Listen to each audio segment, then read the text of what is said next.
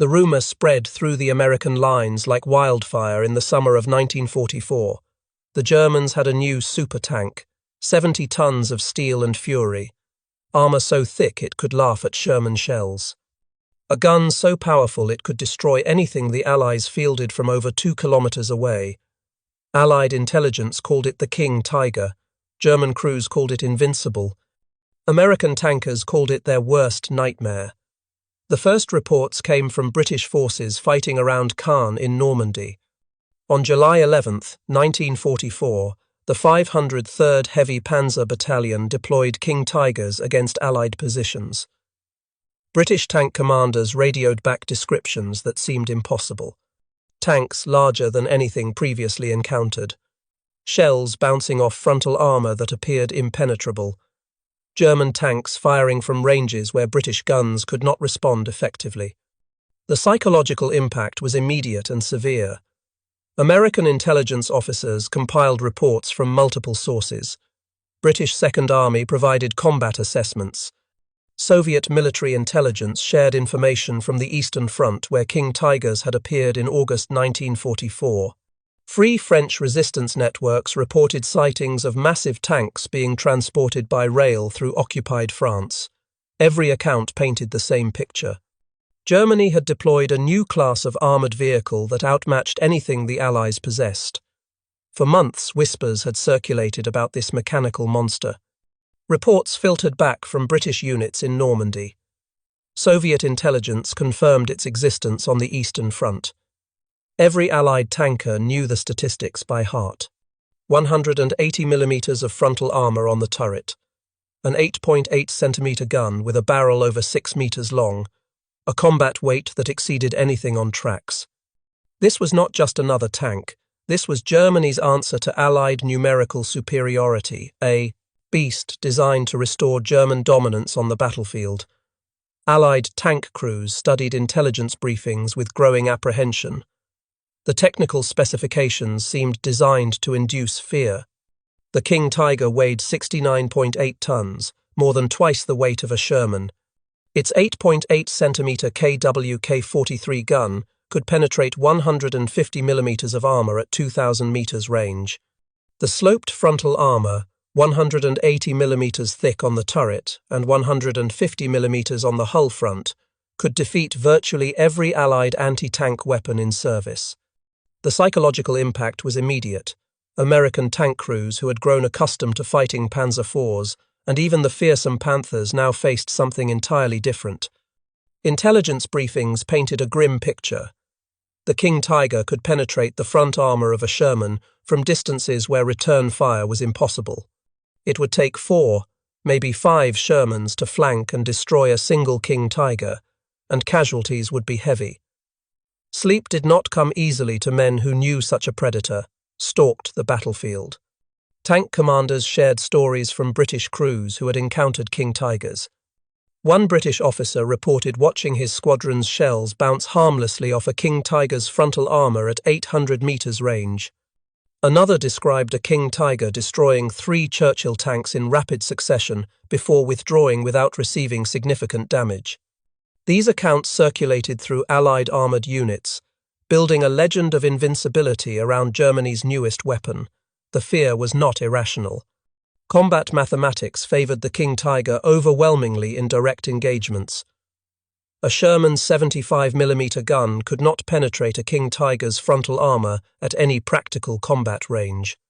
Even the improved 76mm gun on later Sherman variants struggled against the King Tiger's thick, sloped plates. British 17-pounder guns stood a better chance, but only from favourable angles and at closer ranges where the King Tiger's superior reach gave German crews first shot advantage. In early July 1944, elements of the elite Panzer Lehr Division received the first 5 King Tigers allocated to Normandy. These tanks represented the cutting edge of German armoured warfare. Each one cost 321,500 Reichsmarks, the equivalent of 3 smaller German tanks. Each one took production facilities that could have built 2 Panthers. These were not mass-produced weapons. These were precision instruments of destruction, hand-built with German engineering excellence, delivered to demonstrate German technological superiority at a time when the Reich desperately needed a miracle. The allocation of these 5 King Tigers carried symbolic weight beyond their tactical value.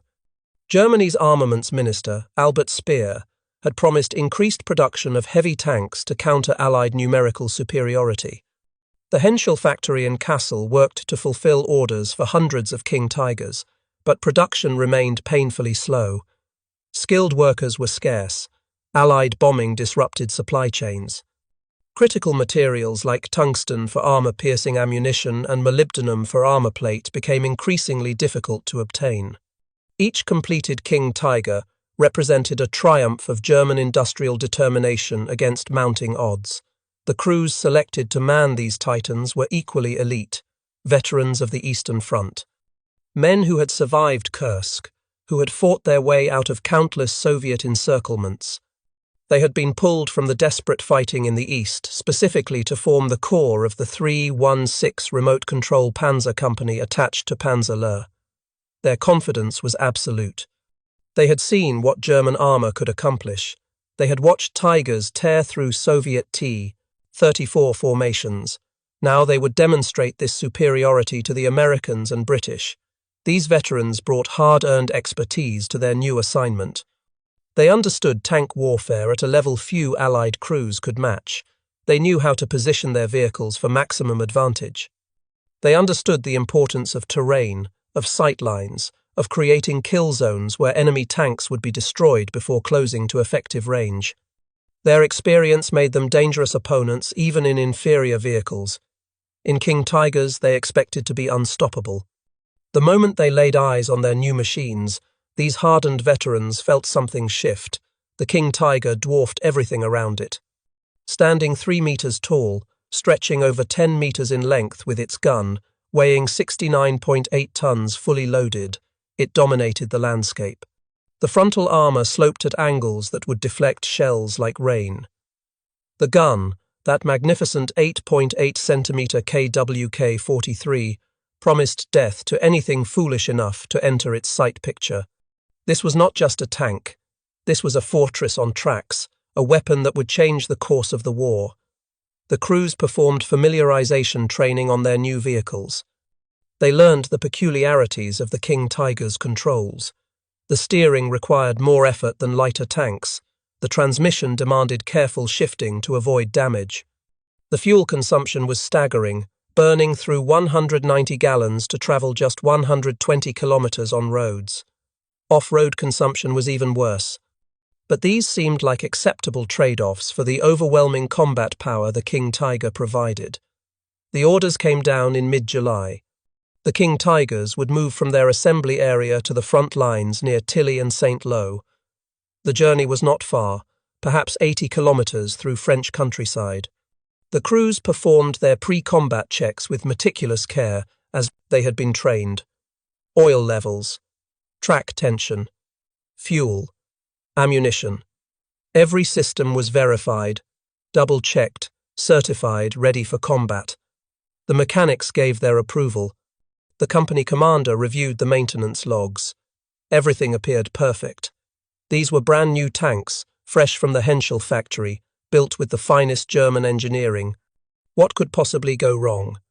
The first King Tiger began its journey with confidence. The Maybach HL230P30 engine roared to life, all 700 horsepower straining to move 70 tons of steel. The driver engaged the transmission, felt the tank lurch forward, and began navigating toward the front. Behind him, 4 more King Tigers followed, their commanders standing proud in their turrets, their crews eager to demonstrate German superiority. Then, barely 10 kilometers into the journey, the first breakdown occurred.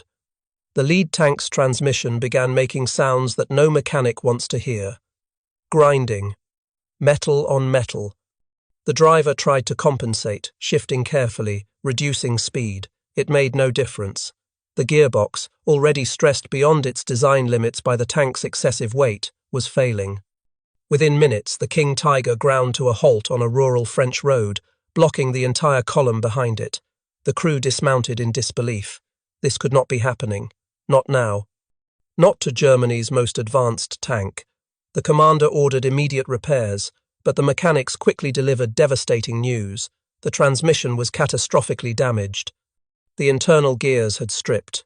The tank would need to be towed back to a repair facility for a complete gearbox replacement.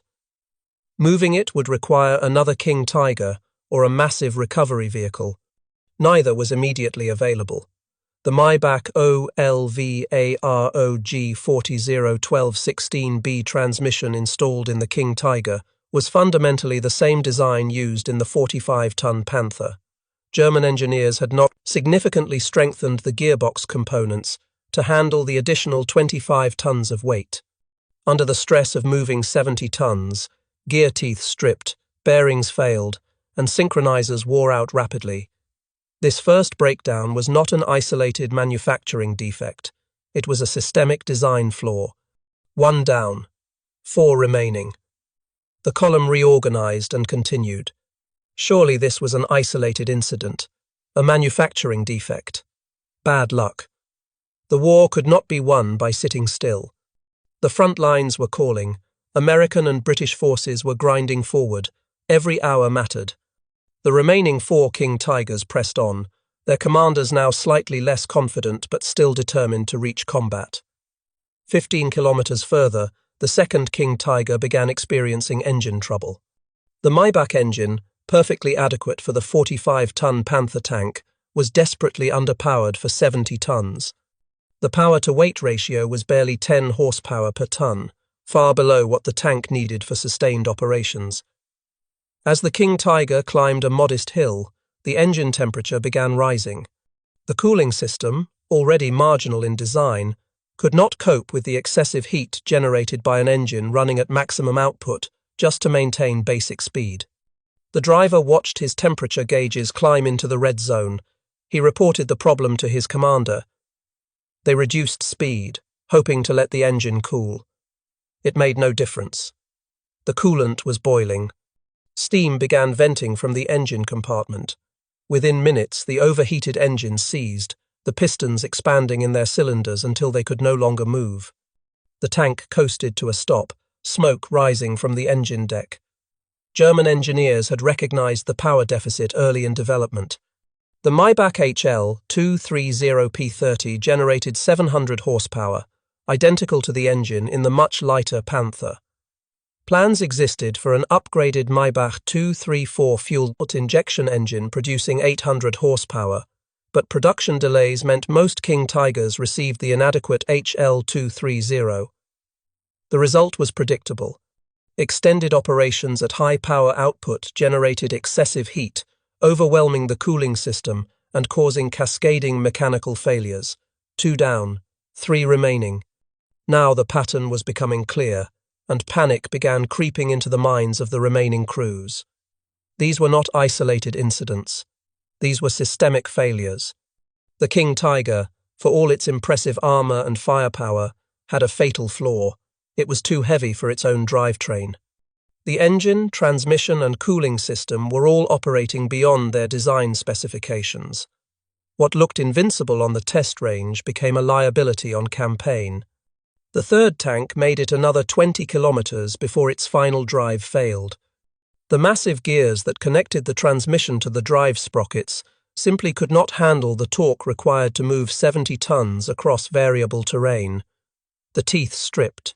The drivetrain seized. The tank stopped moving, its crew staring at each other in growing horror. The final drive problem would plague King Tigers throughout their service life. A report from Schwerpanzerabteilung 506 in September 1944 documented the crisis in detail. 12 final drive housings failed after only 50 to 100 kilometers of operation. Sprocket teeth sheared off under load. Track tension devices broke repeatedly. The battalion commander requested an urgent meeting with armaments officials to address the catastrophic failure rate. 3 down, 2 remaining. By now, the company commander was facing an impossible situation. Of 5 King Tigers that had departed that morning, only 2 remained operational, and they had not even reached the front lines yet. They had not fired a shot. They had not faced a single enemy tank. They had simply tried to drive 80 kilometers on roads and 60% of the force had mechanically disintegrated. The commander made the only decision he could. He ordered the remaining 2 tanks to proceed at reduced speed, nursing their overworked engines, praying their transmissions would hold together just long enough to reach friendly lines. Behind him lay 3 of Germany's most advanced tanks, immobilized not by enemy action but by their own engineering. The 4th King Tiger failed 30 kilometers from the front. Suspension problems. The overlapping road wheel design, intended to distribute the tank's massive weight, proved prone to damage. A wheel bearing seized. The wheel locked. The track threw itself off the drive sprocket. The tank lurched to a halt, tilting slightly to one side, completely immobilized. 4 down, 1 remaining. One single King Tiger from the original 5 actually reached German positions near Tilly. 1 out of 5, a 20% success rate. The crew of that lone survivor looked back at the trail of broken machines behind them and understood a terrible truth. Germany's super tank was not super at all. It was over-engineered, under-tested, and fundamentally flawed. But the story does not end there. The fate of these 5 King Tigers reflected a larger pattern that would repeat across multiple theatres. These particular tanks, chassis numbers 280001 through 280005, were the very first King Tigers produced, manufactured in March 1944 and equipped with early production Porsche turrets. They had been allocated to the 316 Funklenk Panzer Company, a specialized unit equipped with radio-controlled demolition vehicles operated from Tiger tanks. The unit's intended role was breaching fortifications using remote-controlled explosive charges. When the unit deployed to Normandy in June 1944, the 5 King Tigers remained at Château-d'Un, roughly 200 kilometers from the front. They were deemed too unreliable for combat operations. The unit commander, facing urgent operational demands, made the practical decision to re-equip with 9 Sturmgeschütz assault guns instead. These were available, reliable, and immediately useful. The King Tigers sat unused, monuments to wasted resources. By mid-August 1944, as Allied forces swept through France, these 5 abandoned King Tigers became a liability. German forces could not repair them. They lacked the heavy recovery equipment needed to tow 70-ton vehicles. They had no spare parts for the complex drivetrains. The decision was made to destroy the tanks rather than allow them to fall into Allied hands. Demolition charges were placed, turrets were blown off their rings, and the hulks were left beside French roads. Within days, American forces advancing through the area began encountering these abandoned King Tigers. The first crews to spot them approached with extreme caution, expecting ambush, expecting fire from those feared 8.8-centimeter guns. Instead, they found silence. Empty tanks. Hatches open. Crews long gone. The Germans, unable to recover or repair these monsters, had simply destroyed what they could and abandoned the rest. American tankers could not believe what they were seeing. They had been told these machines were invincible. They had been warned that encountering a King Tiger meant almost certain death. Yet here they sat, lifeless, defeated not by American guns but by German engineering. The first intact King Tiger captured by American forces became an intelligence goldmine. Technical intelligence teams from First Army arrived with cameras, measuring devices, and cutting equipment. Engineers from the Ordnance Department joined them. British liaison officers contributed expertise. The examination would take days and produce reports that circulated through Allied command structures. Engineers and technical specialists crawled over every centimetre of the Tekelings-Tikli abandoned vehicle. They wanted to understand everything about this machine. They needed to know its capabilities, its weaknesses, and how to defeat it. What they discovered shocked them to their core. The armour was indeed impressive. 180 millimetres at the turret front, sloped at 80 degrees from vertical. 150 millimetres on the hull front, sloped at 50 degrees. This was armour that could resist virtually every American and British tank gun in service. Shells that would have penetrated a Panther simply bounced off the King Tiger's glacis plate. From the front, this tank was nearly invincible. Test firings against captured armor plates confirmed that standard 75mm Sherman rounds could not penetrate at any range. Even the improved 76mm rounds struggled against the thick, sloped armor. The gun was equally impressive. The 8.8cm KWK-43 could penetrate 5 inches of armor at 2,000 meters range. This was a weapon that outranged, outgunned, and outclassed every Allied tank cannon. In a direct gunnery duel at long range, the King Tiger had every advantage. The gun used separate loading ammunition, with the projectile and propellant charge loaded independently. This slowed the rate of fire compared to single-piece ammunition, but allowed for much higher muzzle velocities and greater penetration. American engineers measured the barrel length at 6.3 meters, over 71 times the caliber. They examined the breech mechanism, the recoil system, and the mounting.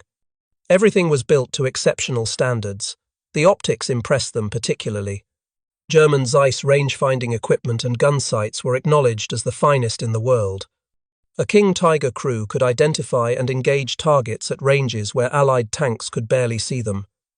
But then the engineers began examining the drivetrain, and understanding dawned. The transmission was the same basic design used in the Panther, a tank that weighed 25 tons less. The gears were not significantly stronger, the bearings were not notably larger. German engineers had essentially taken a transmission designed for a medium tank and expected it to handle the loads of a super-heavy tank. The result was predictable. Under sustained operation, the transmission components would fail. Engineers found physical evidence of this throughout the captured vehicle. Wear patterns on gear teeth showed excessive loading. Bearing races showed scoring and spalling. The synchronizer rings were worn thin. An American mechanical engineer from Detroit who examined the transmission wrote in his report that no automobile manufacturer in America would have approved this drivetrain for a vehicle of this weight. The design margins were simply inadequate. The engine situation was even worse. The Maybach HL230P30 produced 700 horsepower, perfectly adequate for the 45-ton Panther. But in a 70-ton King Tiger, that same engine was desperately struggling. The power-to-weight ratio was barely 10 horsepower per ton. By comparison, the American Sherman, at 30 tons with a 400 horsepower engine, achieved over 13 horsepower per ton. The King Tiger was actually less mobile than the tank it was designed to dominate.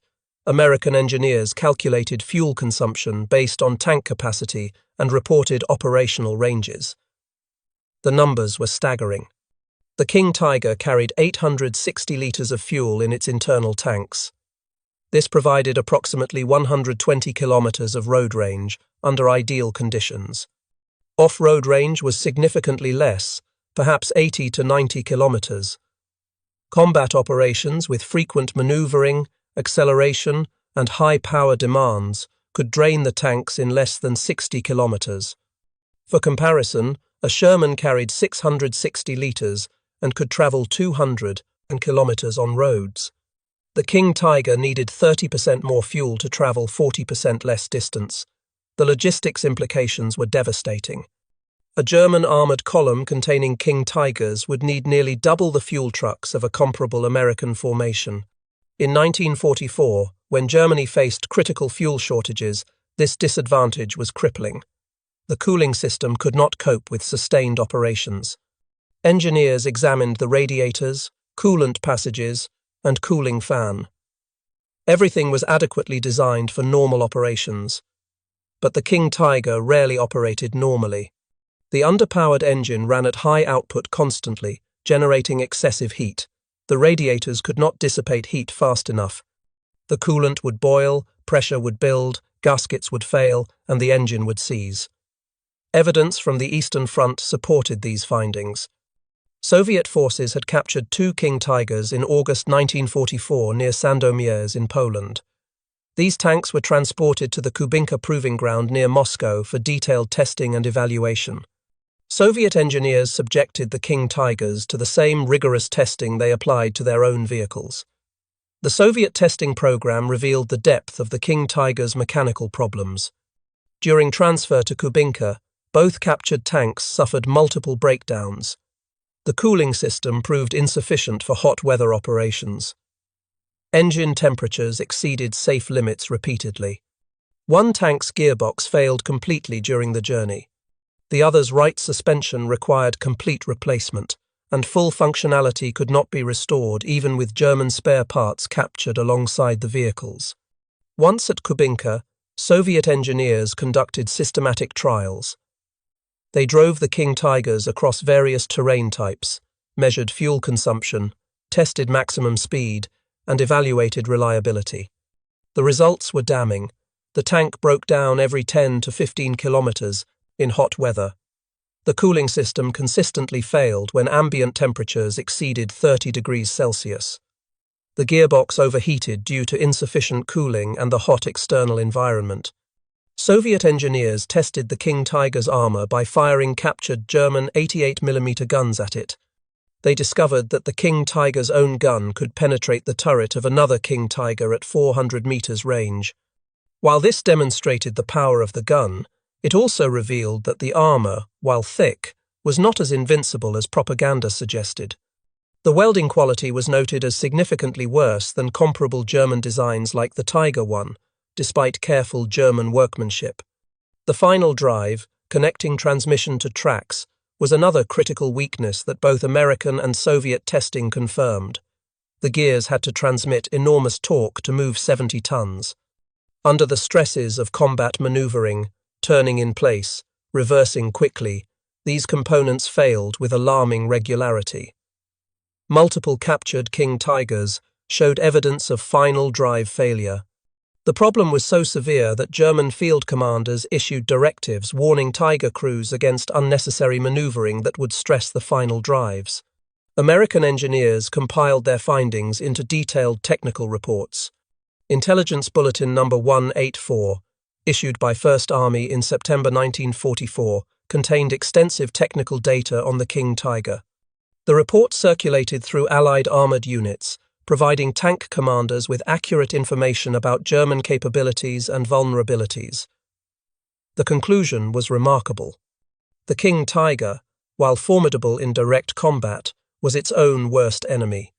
Its excessive weight made it a maintenance nightmare. Its underpowered engine limited strategic mobility. Its complex transmission required constant attention.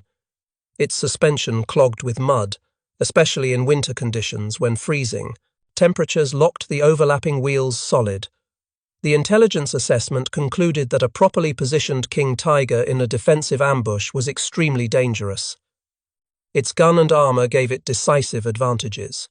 But a King Tiger on the offensive, maneuvering across country, advancing for hours or days, would likely break down before engaging the enemy. The longer the advance, the higher the breakdown rate. The more complex the terrain, the more stress on already overtaxed systems. This understanding changed American tactical doctrine immediately. Instead of fearing the King Tiger as an invincible predator, commanders now understood it as a powerful but fragile weapon. The solution was not to engage it frontally in a gunnery duel. The solution was to force it to move, to advance, to maneuver. Every kilometer it traveled increased the chance of mechanical failure. Every hill it climbed stressed its engine. Every turn wore down its transmission. American forces also learned that King Tigers, because of their weight, could not cross most bridges. They were too heavy for standard military bridging equipment. Engineers calculated that the King Tiger's ground pressure, despite its wide tracks, was still substantial. Bridges rated for 50 tons would not support a 70-ton tank.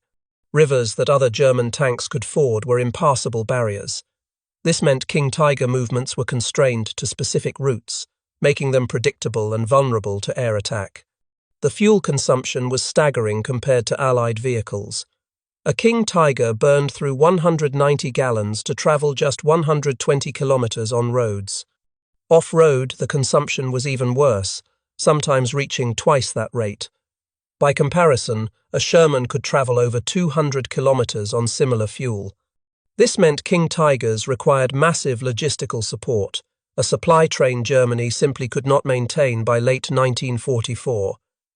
Perhaps most telling was the production bottleneck. Germany built just 492 King Tigers during the entire war. Production began in January 1944 and continued until March 1945. Just one tank in 1943, 379 in 1944, 112 in 1945 before production ceased. Compare this to the 35,000 Panzer IVs produced, or the 6,000 Panthers, or the 50,000 Shermans built by America alone. For the resources consumed by one King Tiger, Germany could have built 3 Panthers or 5 Panzer IVs. The mathematics of industrial warfare were unforgiving. Allied strategic bombing contributed significantly to the low production numbers. Royal Air Force Bomber Command targeted the Henschel factory in Kassel repeatedly throughout 1944. Raids in September and October destroyed machine tools, disrupted assembly lines, and killed skilled workers. Production fell from over 100 King Tigers per month in summer 1944 to just 30 per month by year's end. Each bombing raid set production back weeks as workers cleared rubble, repaired machinery, and re-established workflow. The Schwer Heerespanzerabteilung 501 arrived on the Eastern Front in August 1944 with 45 King Tigers. Only 8 were operational when they reached the battlefield. 37 had broken down during transit. 37 brand new tanks, fresh from the factory, mechanically defeated before firing a shot. This was not an army preparing for victory. This was an army watching its most advanced weapons disintegrate from internal failures. The battalion had entrained at Paderborn on August 5, 1944, bound for southeastern Poland. The journey covered roughly 800 kilometers by rail. Even rail transport proved problematic. King Tigers were too heavy for many railway cars. Special heavy-duty flat cars were required. Loading and unloading required specialized ramps. The weight distribution had to be carefully managed to prevent car failure. Several King Tigers were damaged during loading when ramps collapsed under the excessive weight. After detraining near the Vistula River, the battalion attempted a 50-kilometer road march to their assigned positions. This relatively short movement became a disaster. Final drive failures occurred first. Tanks ground to a halt as drive sprockets failed under load. Then transmissions began failing. Gear synchronizers broke. Bearings seized. Clutches burned out. Within 2 days of beginning the road march, 37 of 45 King Tigers were immobilized awaiting repair.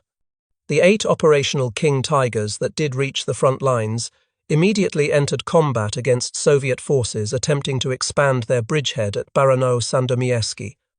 On August 11th and 12th, 1944, these King Tigers engaged T-34-85s in close-range combat around the town of Oglandau.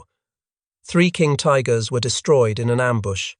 Soviet tanks, firing from concealed positions, hit the King Tigers from the side where armor was thinner. Ammunition explosions killed most of the crew members. This engagement led to a tactical change. German armored doctrine had stored main gun ammunition in the turret for easy crew access. The Oglandau losses demonstrated that turret hits could cause catastrophic ammunition fires. After this battle, King Tigers stored all main gun ammunition in hull racks, reducing the ready rounds but greatly improving crew survival in the event of turret penetration. The modification reduced ammunition capacity from 84 rounds to 68 rounds. By March 1945, German records show that King Tigers achieved a 59% operational readiness rate. This meant that at any given time, nearly half the force was broken down awaiting repair. Statistics, compiled on March 15, 1945, showed King Tigers at 59% readiness compared to 62% for the Panzer IV and 48% for the Panther. The King Tiger was actually more reliable than the Panther by war's end, though still substantially worse than older, simpler designs. This improvement came from hard-learned experience. Henschel engineers worked closely with field units to identify and address mechanical problems. Modified seals, reduced oil leaks, improved gaskets prevented coolant loss. Strengthened drivetrain components lasted longer under load. A new track design with wider links distributed weight better. Improved driver training reduced mechanical abuse. Better maintenance procedures caught problems before they became failures. By early 1945, the King Tiger was a far more reliable vehicle than the early production models. But by then, Germany lacked the fuel, spare parts, and industrial capacity to maintain even this improved readiness rate. The Battle of the Bulge provided the ultimate test case for King Tiger reliability under operational conditions. Kampfgruppe Peiper, spearheading the German offensive in December 1944, had approximately 45 King Tigers from Schwer SS Panzerabteilung 501 attached to the 1st SS Panzer Division. The plan called for a rapid advance to seize bridges over the Meuse River, cutting off Allied forces and capturing fuel depots to sustain the offensive. Kampfgruppe Peiper crossed into Belgium on December 16, 1944, advancing through the Lochheim Gap. The force included roughly 4,800 soldiers, 600 vehicles, and the attached King Tigers. The advance began promisingly. American defenses were thinly spread. Resistance was light initially. Peiper's columns seized the town of Honsfeld and captured an American fuel dump, refueling his vehicles. But mechanical problems began immediately. Approximately 12 King Tigers never left the assembly area due to mechanical failures before the offensive even started. The remaining tanks accompanied Peiper's advance toward Stavelot, where his force captured a bridge over the Amblève River on December 18th. From there, the advance continued toward La Glaise, a small Belgian village that would become Peiper's final position. Only 6 King Tigers successfully reached La Glaise with Peiper. The others had broken down en route or been left to guard key positions at Stavelot and Trois Ponts. Tank number 213 was among those 6, commanded by SS Obersturmführer Helmut Dollinger. Dollinger's original tank had broken down, so he assumed command of 213, which had been crewed by SS Unterscharführer Franz Faustmann. The King Tigers were positioned around La Glaise to defend against the inevitable American counterattack. Tank 213, along with Tank 221 commanded by SS Untersturmführer Georg Hantusch, took up positions at Werimont Farm on high ground south of La Glaise. Their commanding position overlooked the road from Trois Ponts, providing excellent fields of fire against approaching American forces. On December 21, 1944, American forces attacked. Task Force McGeorge and Task Force Lovelady of the 3rd Armored Division advanced up the valley with approximately 25 tanks. The King Tigers opened fire at extreme range, roughly 2,000 meters. At that distance, the American tank guns could not respond effectively. The King Tigers had overwhelming advantage. But the Americans kept coming, using terrain for cover, advancing in bounds, closing the range. Return fire intensified. An American round struck Tank 213's main gun barrel, damaging it severely so the weapon could not be fired. The exact circumstances remain unclear. Some accounts suggest a lucky shot struck the barrel directly. Others indicate the tank was hit multiple times until accumulated damage made the gun unusable. Regardless of the specific mechanism, Tank 213 was rendered combat ineffective. Dollinger suffered a head wound during the engagement, likely from shell fragments penetrating the crew compartment.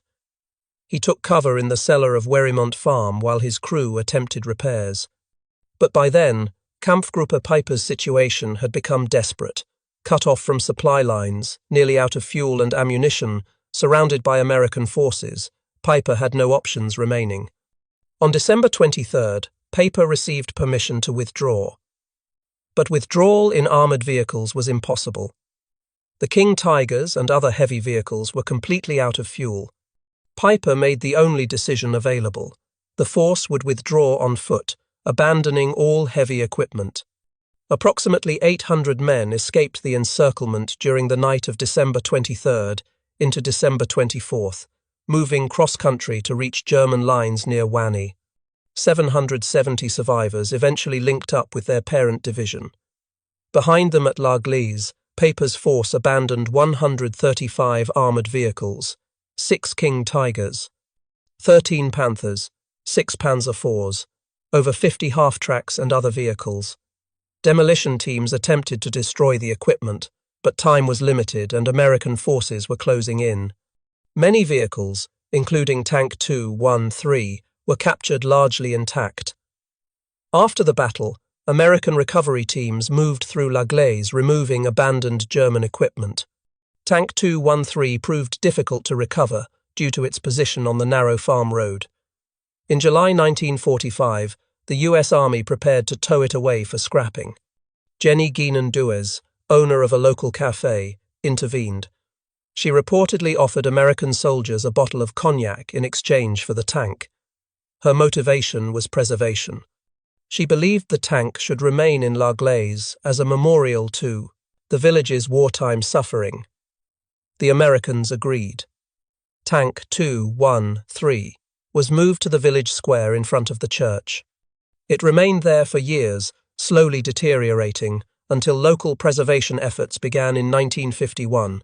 Parts of the damaged gun barrel were replaced using sections from Panther tanks abandoned nearby. In 1975, the tank underwent complete restoration and repainting. It was then moved to its current position outside the December 44 Museum, where it remains the only King Tiger still displayed on its original battlefield in Europe. Another King Tiger, Tank number 332, has an equally well-documented history.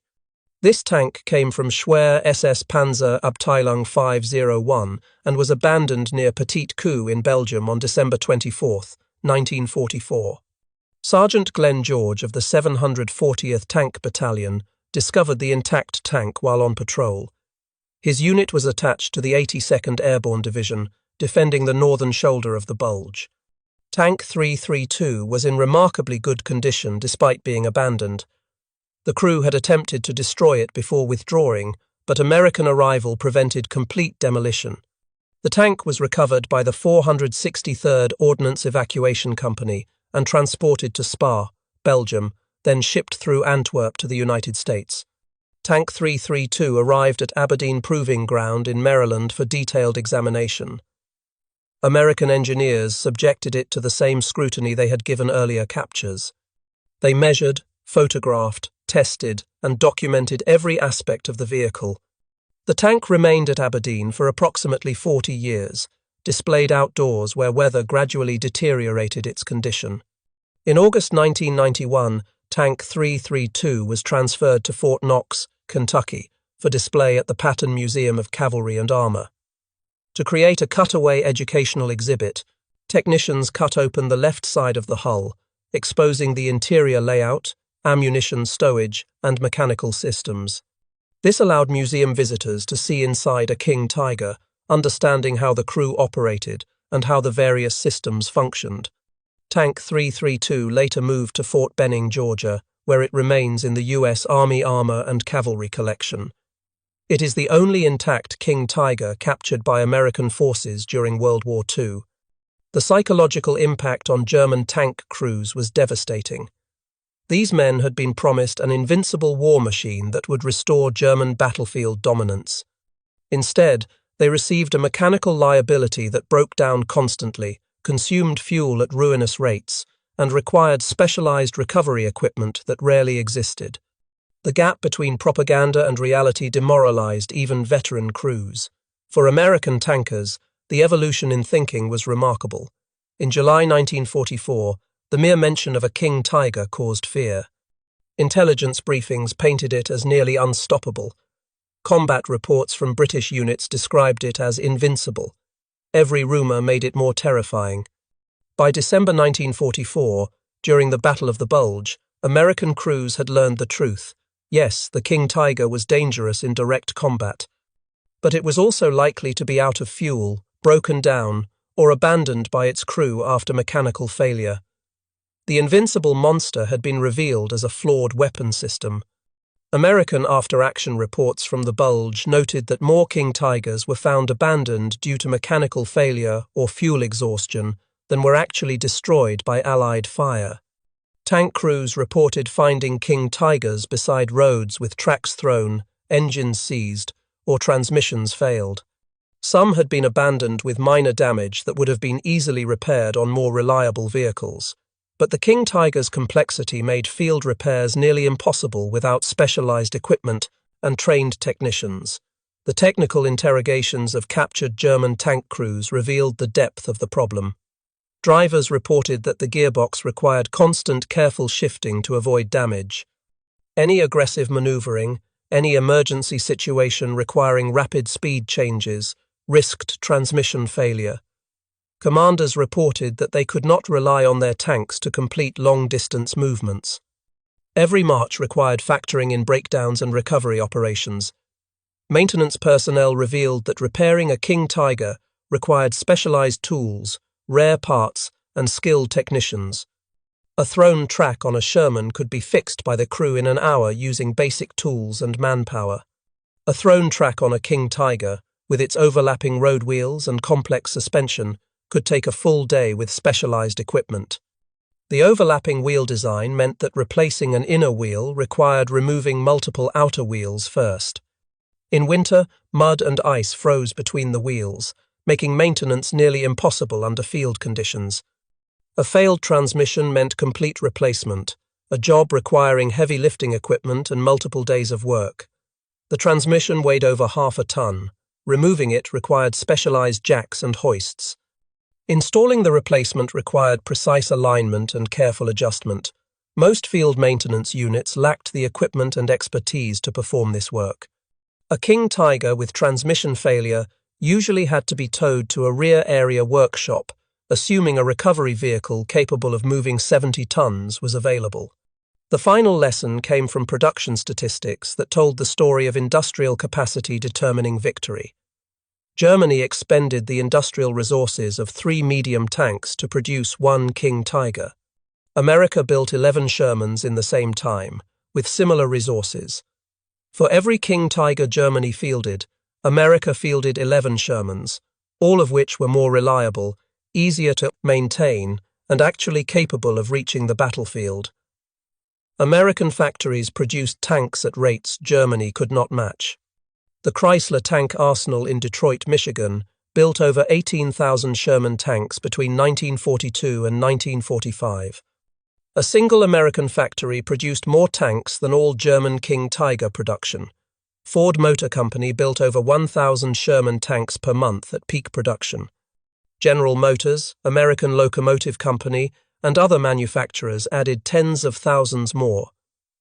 This production advantage extended beyond raw numbers. American factories could replace losses rapidly. A destroyed Sherman could be replaced in weeks. A destroyed King Tiger could not be replaced at all in the war's final months as production collapsed. American logistics could deliver replacement tanks to frontline units efficiently. German logistics struggled to deliver fuel to existing tanks, let alone replacement vehicles.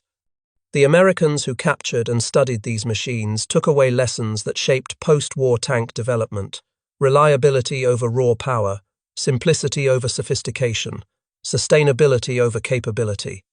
These principles guided American armored vehicle design for decades. The M48, M60, and M1 Abrams all prioritized reliability and maintainability as core requirements, lessons learned from examining German over-engineering. American tank designers recognized that the most powerful gun was worthless if the tank could not reach the battlefield. The thickest armor provided no protection if the tank broke down before encountering the enemy. The most advanced technology meant nothing if field mechanics could not maintain it. These fundamental truths, learned from studying the King Tiger's failures, became bedrock principles of American military vehicle design. The King Tiger remains famous today, featured in films, video games, and popular culture as the ultimate German tank. That reputation is not entirely wrong. In direct combat, properly positioned, adequately supplied, the King Tiger was indeed fearsome. British tanker Ken II, who fought in Normandy, described encountering a King Tiger as terrifying. The massive size, the thick armor, the powerful gun, all combined to create a weapon that dominated any engagement where it could be brought to bear effectively. But that scenario represented a tiny fraction of actual war. The much more common scenario was the one those first 5 tanks experienced in July 1944: long marches, mechanical stress, inadequate logistics, inevitable breakdown. Of the 492 King Tigers produced, the vast majority were lost to mechanical failure, fuel, exhaustion, or abandonment rather than combat destruction. This was not the weapon that changed the war. This was a weapon that symbolized Germany's inability to match Allied industrial power. For the American soldiers who discovered those first abandoned King Tigers in the summer of 1944, the experience was transformative. They had been afraid of German technological superiority. They had worried that they were outmatched. Then they found the reality. The most advanced German tank could not complete an 80-kilometer road march without catastrophic mechanical failure. The invincible superweapon could not reach the battlefield under its own power. The answer to Germany's fate became obvious. A nation that could not build reliable tanks, could not fuel its armies, could not maintain its equipment, could not win a war of industrial attrition against the combined might of America, Britain, and the Soviet Union. The broken King Tigers proved it beyond doubt. Those abandoned tanks served as powerful symbols. American industrial might and mechanical reliability had defeated German technological sophistication. The war would be won not by who had the best tank, but by who had the most tanks that actually worked. That lesson, paid for, in blood across multiple continents, would shape military thinking for generations. The King Tiger's true legacy was not its brief moments of combat effectiveness, but its demonstration that sophisticated engineering without reliable execution was ultimately worthless. That was the real story of the King Tiger,